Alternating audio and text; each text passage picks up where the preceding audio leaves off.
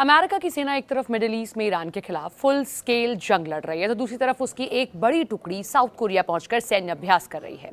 ऐसे में north Korea की supreme leader Kim Jong Un की पावरफुल बहन किम यो जोंग ने कहा कि इस हफ्ते शुरू हुए अमेरिका दक्षिण कोरिया सैन्य अभ्यास एक उकसाने वाला और आक्रामक युद्ध अभ्यास है। उन्होंने कहा कि इससे क्षेत्र की स्थिरता को नुकसान पहुंचेगा। रॉयटर्स की रिपोर्ट की माने तो ये जानकारी मंगलवार की 10 मार्च को नॉर्थ कोरिया की सरकारी मीडिया KCN ने दी।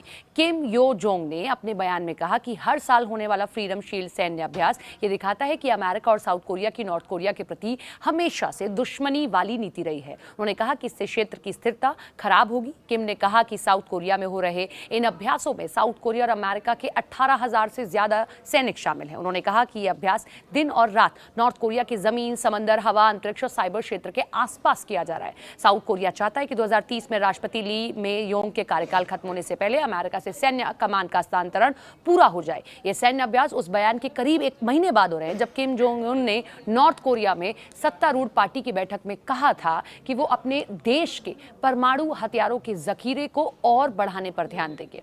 अमेरिका ईरान को अपना दुश्मन मानता है और उससे जंग छेड़कर वहां के supreme leader Ayatollah Ali Khamenei को मौत के घाट उतार दिया। एक और ऐसा देश है जिसे अमेरिका अपने टारगेट पर रखता है। राष्ट्रपति ट्रंप ने अपने पहले कार्यकाल पर उस पर हमले की धमकी भी दी थी। हम बात कर रहे हैं नॉर्थ कोरिया की। सवाल उठ रहा है कि क्या अयातुल्ला अली खामेनी के बाद अमेरिका के निशाने पर नॉर्थ कोरिया के तानाशाह किम जोंग उन आएंगे?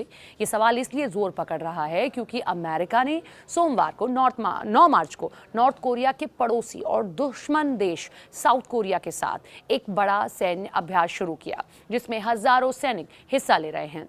ये अभ्यास ऐसे वक्त में हो रहा है जब अमेरिका मिडिल ईस्ट में भी बढ़ते हुए युद्ध में शामिल है।